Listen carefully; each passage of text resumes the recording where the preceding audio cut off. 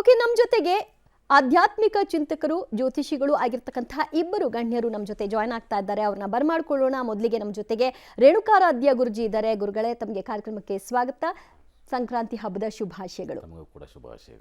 ಮತ್ತೊಬ್ರು ಅತಿಥಿ ಶ್ರೀರಾಮ್ ಭಟ್ ಗುರುಜಿ. ಗುರುಗಳೇ, ತಮಗೂ ಕೂಡ ಕಾರ್ಯಕ್ರಮಕ್ಕೆ ಸ್ವಾಗತ. ಸಂಕ್ರಾಂತಿ ಹಬ್ಬದ ಶುಭಾಶಯಗಳು. ಓಕೆ, ನಾನು ಆಗಲೇ ಹೇಳ್ತಾ ಇದ್ದೆ, ಬೆಂಗಳೂರಿನಲ್ಲೇ ಪ್ರಾಚೀನವಾದಂತಹ ಗುಹಾ ದೇವಾಲಯ ಇದು. ಸೊ ಈ ದೇವಾಲಯಕ್ಕೆ ಅದರದ್ದೇ ಆದಂತಹ ಹೆಸರು ಮತ್ತು ಆ ಒಂದು ಭಕ್ತ ಸಮೂಹವನ್ನು ಪಡ್ಕೊಂಡಿದೆ ರೇಣುಕಾರಾಧ್ಯ ಗುರುಗಳೇ. ಸೊ ಈ ಕ್ಷಣ ಏನಿದೆಯಲ್ಲ, ಈ 5 ಗಂಟೆ 20 ನಿಮಿಷದಿಂದ 5 ಗಂಟೆ 23 ನಿಮಿಷ, ಈ 3 ನಿಮಿಷಗಳ ಒಂದು ಚಮತ್ಕಾರ, ಅದರ ಮಹತ್ವವನ್ನು ತಿಳಿಸ್ಕೊಡಿ. ಮೊದಲನೇದಾಗಿ ಈ ಮಕರ ಸಂಕ್ರಮಣ ಅಂತಂದ್ರೆ ವಿಶೇಷ. ಯಾಕೆಂದರೆ ಸೂರ್ಯನ ಆಧಾರದ ಮೇಲೆ ನಡೀತಕ್ಕಂಥ ಒಂದು ವಿಶೇಷವಾದಂಥ ಹಬ್ಬ. ಸಾಮಾನ್ಯವಾಗಿ ನಮಗೆಲ್ಲ ಏನಾಗುತ್ತೆ ಅಂದರೆ, ನಮ್ಮಲ್ಲಿರ್ತಕ್ಕಂಥದ್ದು ಚಾಂದ್ರಮಾನ ರೀತಿಯಲ್ಲಿ ಸಹಜವಾಗಿ ಆಚರಣೆ ಮಾಡ್ತಕ್ಕಂಥ ಹಬ್ಬಗಳು ನಮ್ಮ ಕರ್ನಾಟಕ ಮತ್ತು ಆಂಧ್ರ ಪ್ರದೇಶದಲ್ಲಿ. ಸೌರಮಾನ ರೀತಿಯ ತಮಿಳುನಾಡು ಮತ್ತು ಕೇರಳ ಮತ್ತು ಉತ್ತರ ಭಾರತದ ಕೆಲವೊಂದು ಭಾಗದಲ್ಲಿ ಸೌರಮಾನ ರೀತಿಯಲ್ಲಿ ಆಚರಣೆ ಮಾಡ್ತಕ್ಕಂಥದ್ದು. ಸೌರಮಾನ ರೀತಿ ಆಚರಣೆ ಮಾಡ್ತಕ್ಕಂಥದ್ದು ಏಕೈಕ ಹಬ್ಬ ನಮ್ಮಲ್ಲೂ ಎಲ್ಲ ಥ್ರೋಟ್ ಎಲ್ಲ ನಮ್ಮ ಭಾರತ ಖಂಡದಲ್ಲಿ ಆಚರಣೆ ಮಾಡ್ತಕ್ಕಂಥ ಹಬ್ಬ ಅಂದರೆ ಇದು ಸಂಕ್ರಾಂತಿ, ಅಥವಾ ಕೆಲವರು ಪೊಂಗಲ್ ಅಂತ ಕರೀತಾರೆ. ಇಲ್ಲಿಂತಲೆಲ್ಲ ಸಾಕಷ್ಟು ಜಾಗಗಳಲ್ಲಿ ಇದರ ವಿಶೇಷತೆಗಳಿದೆ. ಅಂದರೆ ಸೂರ್ಯರಶ್ಮಿ ಕೆಲವೊಂದು ದೇವಸ್ಥಾನದಲ್ಲಿ ಪಾದಕ್ಕೆ ಸ್ಪರ್ಶವನ್ನು ಮಾಡ್ತಕ್ಕಂಥದ್ದು, ಇದೆಲ್ಲವೂ ಕೂಡ ವಿಶೇಷವಾಗಿ ವಾಸ್ತುಶಿಲ್ಪಕ್ಕೆ ಬಹಳ ಮಹತ್ವವನ್ನು ಕೊಟ್ಟಿದ್ದಾರೆ. ದೇವಸ್ಥಾನವನ್ನು ವಿನ್ಯಾಸಗೊಳಿಸಿರೋ ರೀತಿನೇ ವಾಸ್ತುಶಿಲ್ಪ ಅಂದರೆ ಆ ಪೂರ್ವಿಕರು ತುಂಬ ಆ ತಲೆ ನಮಗೂ ಕೂಡ ಬರೋದಿಲ್ಲ, ಆ ಜ್ಞಾನ, ಆ ಬುದ್ಧಿವಂತಿಕೆ ಇವತ್ತು ನಮಗೂ ಕೂಡ ಬರೋದಿಲ್ಲ. ಇವತ್ತಿನ ವಿಜ್ಞಾನಿಗಳಲ್ಲೂ ಕೂಡ ಆ ರೀತಿಯಾದಂಥ ಒಂದು ಜ್ಞಾನವನ್ನು ನೋಡೋಕ್ಕೆ ಸಾಧ್ಯವಾಗದ ಅಂಥ ಅಷ್ಟು ಅದ್ಭುತವಾದಂಥ ವಾಸ್ತುಶಿಲ್ಪವನ್ನು ನಾವು ಇಂದಿನಿಂದಲೂ ನೋಡ್ಕೊಂಡು ಬಂದಿದ್ದೇವೆ. ಇಲ್ಲಿ ಸೂರ್ಯರಶ್ಮಿ ಅಂತಕ್ಕಂಥದ್ದು ಭಗವಂತನನ್ನು ಪಾದವನ್ನು ಸ್ಪರ್ಶ ಮಾಡಿ ಒಂದು ಚಕಿತವಾಗ್ತಕ್ಕಂಥದ್ದು. ಅಂದರೆ ಸಾಮಾನ್ಯವಾಗಿ ಏನಾಗುತ್ತೆ, ದೇವರ ಮುಂದೆ ದೀಪವನ್ನು ಹಚ್ಚತಕ್ಕಂಥದ್ದು ಅಥವಾ ದೀಪವನ್ನು ಇಟ್ಬಿಟ್ಟು ನಾವೇ ಬೆಳಕನ್ನು ಕೊಡ್ತಕ್ಕಂಥದ್ದು. ಆದರೆ ಇಲ್ಲಿರ್ತಕ್ಕಂಥದ್ದು ಏನಂದರೆ, ವಿಶೇಷವಾಗಿ ಇಡೀ ಜಗತ್ತಿಗೆ ಬೆಳಕನ್ನು ಕೊಡ್ತಕ್ಕಂಥ ಸೂರ್ಯ ಇಲ್ಲ ಅಂದರೆ ಜೀವಕೋಟಿ ಇಲ್ಲ, ನಾವು ಇಲ್ಲ, ಇನ್ನೊಬ್ಬರು ಇಲ್ಲ, ಮತ್ತೊಬ್ಬರು ಇಲ್ಲ. ಇಡೀ ಜಗತ್ತಿಗೆ ಬೆಳಕನ್ನು ಕೊಡ್ತಕ್ಕಂಥ ಸೂರ್ಯ ಆ ಸನ್ನಿಧಾನದಲ್ಲಿ, ಅಂದರೆ ಅದು ತುಂಬ ಪ್ರಾಚೀನವಾದಂಥ ದೇವಾಲಯ. ಸಾಮಾನ್ಯವಾಗಿ ಏನಾಗ್ತದೆ, ಇವತ್ತಿನ ಸ್ಥಿತಿಗತಿಗಳಲ್ಲಿ ದೇವಸ್ಥಾನ ಕಟ್ಟಬೇಕು ಅಂದರೆ ತನ್ನದೇ ಆದಂಥ ಒಂದು ಪ್ರಾಮುಖ್ಯತೆ, ಒಂದು ವಾಸ್ತುಶಿಲ್ಪ ಅಂತಕ್ಕಂಥದ್ದು ಇರುತ್ತೆ. ಹೀಗೆ ಪದ್ಧತಿಗಳಿರ್ತದೆ. ಮತ್ತು ಗುರುವಿನಿಂದ ಅದಕ್ಕೆ ಒಂದು ದೃಷ್ಟಿಯನ್ನು ಕೊಡಬೇಕಾಗತ್ತೆ.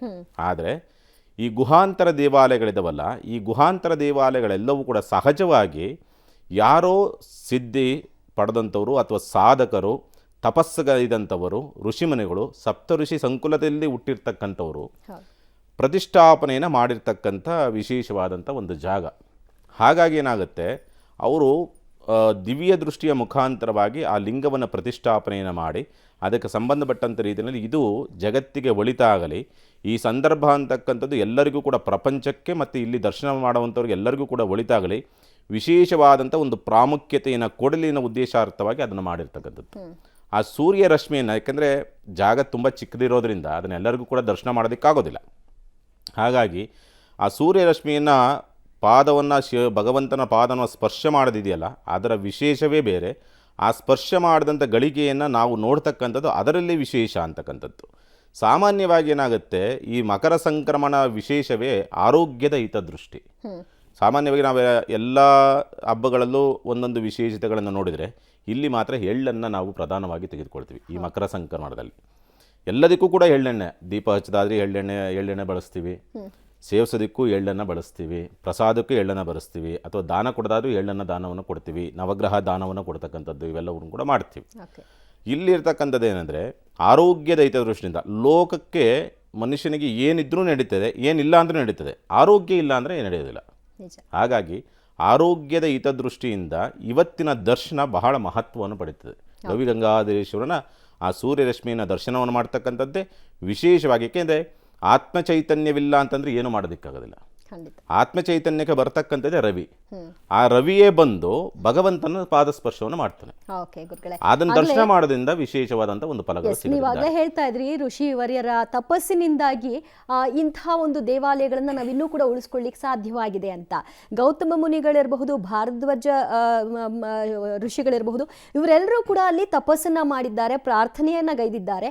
ಅಂತಹ ಪುಣ್ಯ ಸ್ಥಳದಲ್ಲಿ ನಾವಿವತ್ತು ಹೋಗಿ ದರ್ಶನವನ್ನ ಪಡಿತೀವಿ, ನಾವು ಈ ಚಮತ್ಕಾರವನ್ನ ನೋಡ್ತಾ ಇದ್ದೀವಿ ಅಂದ್ರೆ ನಮ್ಮ ಸೌಭಾಗ್ಯವೇ ಹೌದಲ್ವಾ? ಖಂಡಿತವಾಗಿಯೂ ಹೌದು. ಯಾಕೆಂದರೆ ಎಲ್ಲವೂ ಕೂಡ ನಮ್ಮ ಪೂರ್ವಿಕರ ಕೊಡುಗೆ ಬಹಳವೇ ಇದೆ ಅಲ್ವೇ. ಅದರಲ್ಲಿಯೂ ನಮ್ಮ ಹಿಂದೂ ಧರ್ಮವೇ ಒಂದು ಸುಂದರವಾದಂಥ ಧರ್ಮ. ಇಲ್ಲಿ ಹಲವು ಇಷ್ಟು ಹಬ್ಬ ಹರಿದಿನಗಳನ್ನು ನೋಡ್ತೇವೆ.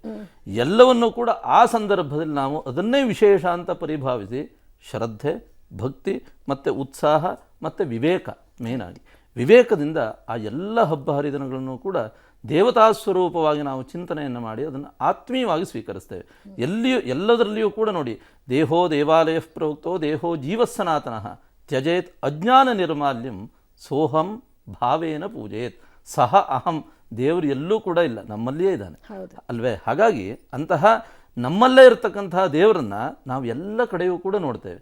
ಅದು ನಮ್ಮ ಹಿಂದೂ ಧರ್ಮದ ಒಂದು ವಿಶೇಷತೆ ಅಲ್ವೇ. ಎಲ್ಲದರಲ್ಲಿಯೂ ಒಂದು ಕಲ್ಲಲ್ಲಿಯೂ ಕೂಡ ದೇವರನ್ನು ನೋಡ್ತೇವೆ, ಒಂದು ಗಿಡ ಮರ ಬಳ್ಳಿಗಳಲ್ಲಿಯೂ ಕೂಡ ಲತೆಗಳಲ್ಲಿಯೂ ಕೂಡ ನಾವು ದೇವರನ್ನು ನೋಡ್ತೇವೆ. ಅಂತಹ ಒಂದು ವಿಶೇಷವಾದಂತಹ ಧರ್ಮ. ಹಾಗಾಗಿ ಈ ಒಂದು ಉತ್ತರಾಯಣ ಪುಣ್ಯಕಾಲ ಅಂತ ಇದನ್ನು ಕರೆದಿರ್ತಕ್ಕಂಥದ್ದು. ಉತ್ತರಾಯಣ ಪರ್ವಕಾಲ, ಪುಣ್ಯಕಾಲ. ಯಾಕಂದರೆ ಸೂರ್ಯನು ದಕ್ಷಿಣ ಪಥದಿಂದ ಉತ್ತರ ಪಥಕ್ಕೆ ಸಂಚರಿಸ್ತಕ್ಕಂಥ ಈ ಒಂದು ವಿಶೇಷವಾದಂಥ ಪರ್ವಕಾಲ, ಇವತ್ತಿನಿಂದ ಪ್ರಾರಂಭವಾಗ್ತಕ್ಕಂಥ ಈ ಒಂದು ಪರ್ವಕಾಲವನ್ನೇ ಮಕರ ಸಂಕ್ರಮಣ ಅಥವಾ ಮಕರ ಸಂಕ್ರಾಂತಿ ಅಥವಾ ವಿಶೇಷವಾದಂಥ ಮಕರ ಸಂಕ್ರಮ ಯಾನ ಅಂತಲೂ ಕೂಡ ಕರೆದಿರ್ತಕ್ಕಂಥದ್ದು. ಅಥವಾ ತಮಿಳುನಾಡಲ್ಲಿ ಪೊಂಗಲ್ ಹಬ್ಬ ಇತ್ಯಾದಿಯಾಗೆಲ್ಲ ಹೇಳ್ತೇವೆ. ಇಂತಹ ಒಂದು ಪುಣ್ಯ ಕಾಲದಲ್ಲಿ ಒಂದು ಒಳ್ಳೆಯ ಕೆಲಸವನ್ನು ಮಾಡಿದಾಗ ಖಂಡಿತವಾಗಿಯೂ ಅಂತಹ ಒಂದು ಸತ್ಕರ್ಮಕ್ಕೆ ಸತ್ಫಲಗಳು ಖಂಡಿತವಾಗಿಯೂ ಇದೆ. ಕ್ರಿಯೆಗೆ ತಕ್ಕದಾದಂತಹ ಇನ್ನೊಂದು ಪ್ರತಿಕ್ರಿಯೆಗಳು ಇರಲೇಬೇಕಲ್ವೇ. ಹಾಗಿದ್ರೆ ನಾವೊಂದು ಒಳ್ಳೆಯ ಭಾವನೆಯಿಂದ ಇದು ಒಳ್ಳೆಯ ಮುಹೂರ್ತ ಅಥವಾ ಇದು ಒಂದು ಒಳ್ಳೆಯದು ಅಂತ ನಮ್ಮ ಹಿರಿಯರು ಹೇಳಿಕೊಟ್ಟಿದ್ದಂತ ನಾವು ಮಾಡಿದ್ರೆ ಅಲ್ಲಿ ಕೆಡುಕಾಗಲಿಕ್ಕೆ ಖಂಡಿತವಾಗಿಯೂ ಸಾಧ್ಯವೇ ಇಲ್ಲ. ಇದನ್ನು ನಮ್ಮ ಹಿಂದಿನ ಋಷಿಮುನಿಗಳು ಇದನ್ನೆಲ್ಲವನ್ನೂ ಕೂಡ ಬಹಳ ಸೂಕ್ಷ್ಮವಾಗಿ ಗ್ರಹಿಸಿಯೇ ಇಂತಹ ಒಂದು ವಿಶೇಷವಾದಂಥ ಕ್ರಮವನ್ನು, ಪದ್ಧತಿಯನ್ನೆಲ್ಲವನ್ನೂ ಕೂಡ ಇಟ್ಟಿರ್ತಕ್ಕಂಥದ್ದು. ಸೂರ್ಯನ ರಶ್ಮಿಯು ವಿಶೇಷವಾಗಿ ಶಿವನನ್ನು ಸ್ಪರ್ಶಿಸ್ತಕ್ಕಂಥ ಈ ಒಂದು ವಿಶೇಷವಂಥ ಘಟನೆಯನ್ನು ಕಣ್ಣು ತುಂಬಿಕೊಳ್ತಕ್ಕಂಥದ್ದು. ಯಾಕೆಂದರೆ ದೃಷ್ಟಿ, ವಾಕ್, ಮನಸ, ವಾಚ, ಕರ್ಮಣ, ಹಸ್ತಾಭ್ಯಾಂ, ಪದ್ಭ್ಯಾಂ, ಉದರೇಣ ಶಿಷ್ಣ, ಇಷ್ಟು ರೀತಿಯಲ್ಲಿ ಮನುಷ್ಯ ಕರ್ಮಗಳನ್ನು ಮಾಡ್ತಾನೆ ಅಲ್ವೇ. ಕಾಮಚಾರ, ಕಾಮವಾದ ಮತ್ತು ಕಾಮಭಕ್ಷಣ, ಈ ಮೂರು ದೃಷ್ಟಿಕೋನದಿಂದ ಮನುಷ್ಯನಿಗೆ ಪಾಪಗಳು ಅಂಟುಕೊಳ್ಳುತ್ತೆ ಅಂತ ಹೇಳ್ತೇವೆ ಅಲ್ವೇ. ಕಾಮಚಾರ ಅಂತಂದ್ರೆ ಏನು? ಎಲ್ಲೆಲ್ಲಿಯೂ ಹೋಗಬಾರದು ಅಂತ ಇರುತ್ತೆ ನಮಗೆ ಅಲ್ವೇ. ಒಂದು ರಿಸ್ಟ್ರಿಕ್ಷನ್ಸ್ ಥರ ಹಾಕಿಟ್ಟಿರ್ತಾರೆ, ಇಂತಹ ಏರಿಯಾಗೆ ನೀನು ಹೋಗಬೇಡಪ್ಪ ಅಂತ ಹೇಳ್ತೇವೆ. ಒಂದು ಒಳ್ಳೆಯ ವ್ಯಕ್ತಿಯಾಗಿರ್ತಕ್ಕಂಥವನಿಗೆ ಕೆಲವಿಷ್ಟು ಪ್ರದೇಶಗಳಿಗೆ ಹೋಗಕೂಡದು, ಅದು ಯಾವ ಕಾಲಕ್ಕೂ ಹೋಗಬಾರ್ದು. ಹಾಗಿದ್ರೆ ಅಂತಹ ಸ್ಥಳಗಳಲ್ಲಿ ಏನೋ ಇದೆ ಅಂತ ಪರಿಭಾವಿಸಿ ನಾವೇನು ಮಾಡ್ತೇವೆ, ಹೋಗ್ತೇವೆ. ಅಲ್ಲಿ ಏನಿದೆ ಅಂತ ನೋಡ್ಕೊಂಬರೋಣ, ಒಂದು ಸತಿ ಲೈಫಲ್ಲಿ ನೋಡೋದು ಅಂತ ಹೇಳ್ತಕ್ಕಂಥ ದೃಷ್ಟಿಯಿಂದ ಕಾಮಚಾರ, ಎಲ್ಲಿ ಕಾಮ ಅಂತಂದರೆ ಬಯಕೆ ಅಂತ ಅರ್ಥ. ಆ ಒಂದು ಬಯಕೆಯಿಂದ, ಉತ್ಸುಕತೆಯಿಂದ ಹೋಗಬಾರದೇ ಇರತಕ್ಕಂಥ ಒಂದು ಪ್ರದೇಶಕ್ಕೆ ಹೋಗಿರ್ತೇವೆ. ಇನ್ನು ಕಾಮವಾದ ಅಲ್ವೇ, ವಾದವನ್ನು ಮಾಡಬೇಕು. ವಾದೇ ವಾದೇ ಜಾಯತೆ ತತ್ವಬೋಧ. ಒಂದು ವಾದ ಮಾಡಿದ್ವಿ ಅಂತಂದ್ರೆ ಅಲ್ಲಿ ಏನಾದರೂ ಒಂದು ತತ್ವ ನಾವು ಸೆಲೆಕ್ಟ್, ನಾನು ನೀವು ಒಂದು ಅರ್ಧ ಗಂಟೆ, 1 ತಾಸು 2 ತಾಸು ಮಾತಾಡಿದ್ವಿ ಅಂತಂದರೆ ನಿಮ್ಮಿಂದ ನಾನು ಏನೋ ಎಷ್ಟನ್ನೋ ಕಲಿತುಕೊಳ್ತಕ್ಕಂಥದ್ದು ಇರುತ್ತೆ, ಅದು ವಾದವಾಗಿರಬೇಕು ಅಂತ ಹೇಳ್ತೇವೆ. ಆದರೆ ವಿನಾಕಾರಣವಾಗಿ ಮಾತಿನಲ್ಲಿ ಇನ್ನೊಬ್ಬರಿಗೆ ನೋಯಿಸ್ತೇವೆ, ಇನ್ನೊಬ್ಬನಿಗೆ ಬೇಸರ ಆಗೋ ರೀತಿಯಲ್ಲಿ ವ್ಯವಹರಿಸ್ತೇವೆ, ಇನ್ನೊಬ್ಬನಿಗೆ ಹರ್ಟ್ ಆಗೋ ಥರದಲ್ಲಿ ನಾವು ಮಾತನಾಡ್ತೇವೆ, ಅವನ್ನ ಕೀಳಾಗಿ ಕಾಣ್ತೇವೆ. ಈ ರೀತಿಯಂತಹ ಸಮಸ್ಯೆಗಳನ್ನು ನಾವು ಒಂದು ವರ್ಷಂಪ್ರತಿಯಾಗಿ ಮಾಡ್ತೇವೆ ಅಲ್ವೇ. ಅದನ್ನು ಕಾಮವಾದ ಅಂತ ಹೇಳ್ತೇವೆ. ಇನ್ನು ಕಾಮಭಕ್ಷಣ, ತಿನ್ನಬಾರದೇ ಇರತಕ್ಕಂಥದ್ದು ಎಷ್ಟೋ ಇದೆ ನಮ್ಮಲ್ಲಿ, ಅದನ್ನು ತಿನ್ನಬಾರದು ಅಂತ ಹೇಳಿರ್ತಾರೆ. ಅದನ್ನು ತಿನ್ನೋದ್ರಿಂದ ನೋಡಿ, ಆಹಾರ ಪದ್ಧತಿಗಳು ಯಾರಿಗೆ ಸರಿಯಾಗಿರುತ್ತೋ ಅವನಿಗೆ ಆರೋಗ್ಯ ಚೆನ್ನಾಗಿರುತ್ತೆ.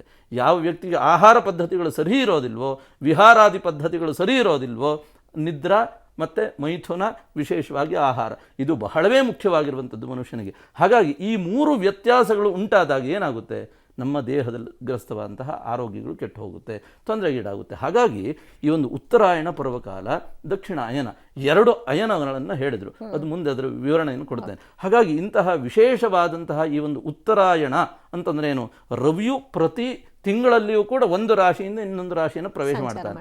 12 ರಾಶಿಗಳು, 12 ಸಂಕ್ರಮಣಗಳು ಅಂತ ಹೇಳ್ತೇವೆ. ಅದರಲ್ಲಿ ವಿಶೇಷವಾಗಿ 4 ಕ್ರಮವನ್ನು ಹೇಳಿದ್ರು. ಆ 4 ಸಂಕ್ರಾಂತಿಗಳು ಬಹಳ ವಿಶೇಷ ಅಂತ ಹೇಳಿದ್ರು. ಅದರಲ್ಲಿ ಈ ಸೂರ್ಯನು ಧನು ರಾಶಿಯಿಂದ ಮಕರ ರಾಶಿಗೆ ಪ್ರವೇಶ ಮಾಡತಕ್ಕಂಥ ಇವತ್ತಿನ ಸಂಪೂರ್ಣವಾದಂತಹ ಈ 16 ಗಂಟೆಗಳ ಏನು ಸಮಯ ಇದೆಯಲ್ವೇ, ಈ ಸಮಯ ಬಹಳವೇ ಮುಖ್ಯವಾದಂತಹ ಒಂದು ಸಮಯ ಅಂತ ಶಾಸ್ತ್ರ ಹೇಳುತ್ತೆ. ಅಂತಹ ಸಮಯದಲ್ಲಿ ಇಲ್ಲೊಂದು ಔಚಿತ್ಯ ಇದೆ. ನಮ್ಮ ಬೆಂಗಳೂರಿನಲ್ಲಿರ್ತಕ್ಕಂತಹ ಗವಿಗಂಗಾಧರೇಶ್ವರನ ಸನ್ನಿಧಾನದ ಗುಹಾಂತರವಾದಂತಹ ಈಶ್ವರನ ಸನ್ನಿಧಾನದಲ್ಲಿ ಹೋಗಿ ಅಲ್ಲಿ ಸೂರ್ಯನ ರಶ್ಮಿಯು ಈಶ್ವರನನ್ನು ಸ್ಪರ್ಶ ಮಾಡ್ತಕ್ಕಂಥದ್ದು ಅಲ್ವೇ.